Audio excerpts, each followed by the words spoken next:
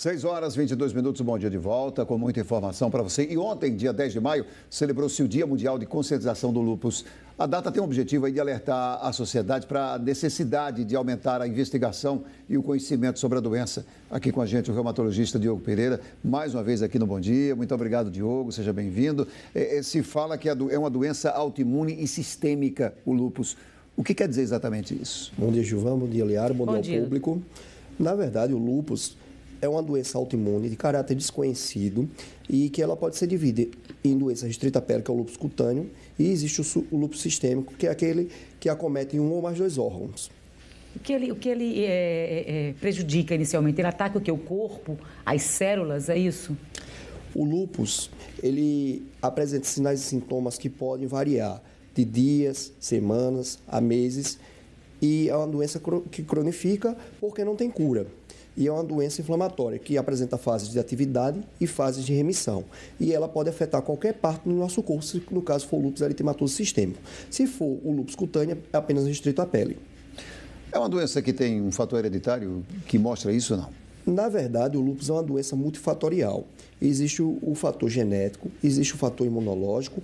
Falam alguns que tem alguma correlação com o ambiente, fatores ambientais, e também quanto à questão de infecção prévia, mas não há nada estabelecido. É uma doença multifatorial até onde sabemos. Ela tem causas hereditárias? Quem tem histórico familiar assim pode ter lúpus? Na verdade, existe uma parte genética, uma carga genética que algumas pessoas da família podem apresentar e outros vêm também a desenvolver o lúpus. Não existe, vou logo dizendo, uma precaução de se evitar, porque não há um marcador assim preditor de doença.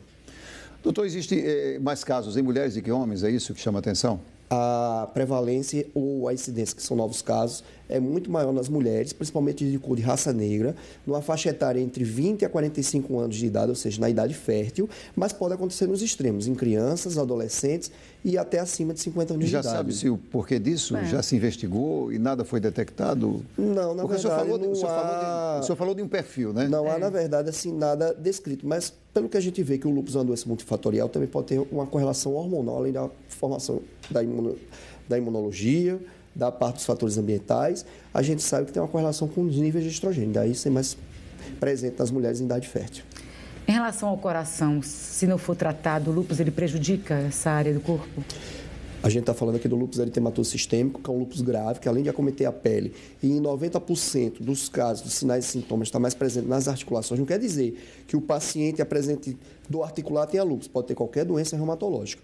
O lúpus, ele é acompanhado de sinais e sintomas constitucionais, são aqueles sinais que a gente tem de febre, perda de peso, fadiga, mas associados ao órgão que ele acomete. Então, ele pode acometer desde o sistema nervoso central, o rim, a pele, alterações hematológicas, onde pode ter sangramento devido à diminuição de plaquetas, infecções de repetição que tem diminuição dos glóbulos brancos e até mesmo a palidez que leva à anemia, que a gente tem no caso do lúpus, a anemia hemolítica com anemia grave. E pode acometer o coração e o pulmão. O pulmão e o coração geralmente são mais acometidos quando tem o quê? O acometimento das membranas que envolve o coração, no caso, o pericárdio, e quando envolve o pulmão, a pleura, que aí a gente tem uma inflamação que a gente pode chamar de pericardite ou derrame pleural. O portador do lúpus ele necessita de vários medicamentos para ter esse acompanhamento, para buscar qualidade de vida, são necessários muitos medicamentos? Se tratar de uma doença autoimune, a gente vai tratar de acordo com o órgão acometido.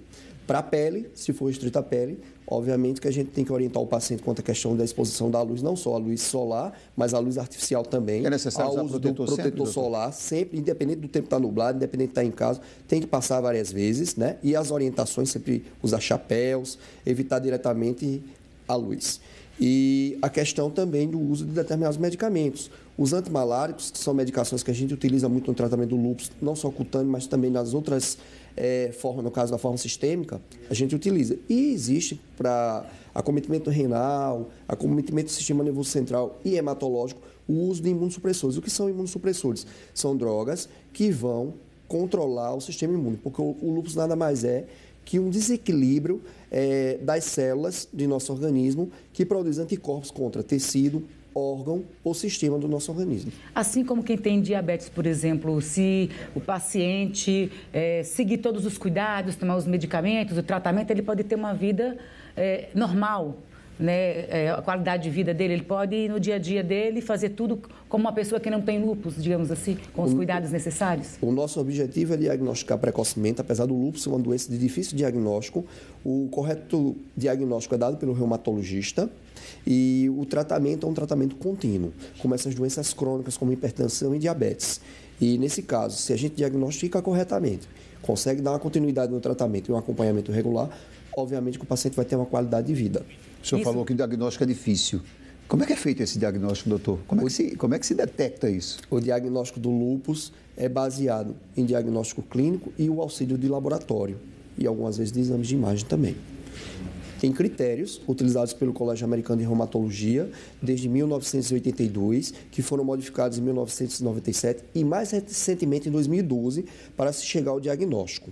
Existem os sinais e sintomas, que eu falei, clínicos específicos do lúpus, e existem alguns anticorpos correlacionados com isso e o laboratório que ajuda bastante. É como o senhor falou, os sintomas são mais difíceis de serem reconhecidos, né?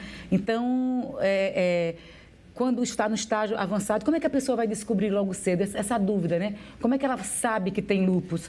Porque pode até confundir com outras doenças, não é isso? Existem pessoas, por exemplo, que podem peregrinar e de médico em médico até descobrir essa doença. A gente sempre tem que desconfiar quando o paciente apresenta queda de cabelo, o paciente tem dores articulares, as juntas podem inchar, ficar vermelhas quentes intermitentes, ou seja, fica e depois desaparece. O paciente pode apresentar inchaços em membros inferiores, elevação dos níveis de pressão, aí a gente observa que pode ter uma alteração renal, a mudança na urina, diminuir a urina está mais espumosa, um sangramento, como eu havia dito, infecções de repetição, a presença de úlceras na boca. Então, assim, há um gama de sintomas que leva a procurar um especialista. Claro que é também associado a um quadro de perda de peso, de febre, né? Quadros que são sintomas específicos de qualquer doença. Mas existem as características do lúpus, como a perda de cabelo, a dor articular, associada a todo esse quadro.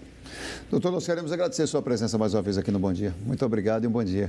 Um bom dia. Obrigada. É sempre um prazer estar aqui para esclarecer ao público, porque deixar claro que o lúpus, como nós sabemos, é de pouco conhecimento da população, e que o lúpus não é uma doença infecto-contagiosa e nem é um tipo de câncer, mas sim uma doença autoimune, que infelizmente ainda não tem cura, sabemos ainda nem a causa, mas tem tratamento. E existe muita desinformação. Esse aqui é o problema, por isso que o senhor está aqui. É importante isso. A gente quer agradecer mais uma vez. Muito obrigado. Prazer é todo nosso recebê-lo aqui, doutor. Claro. Obrigada.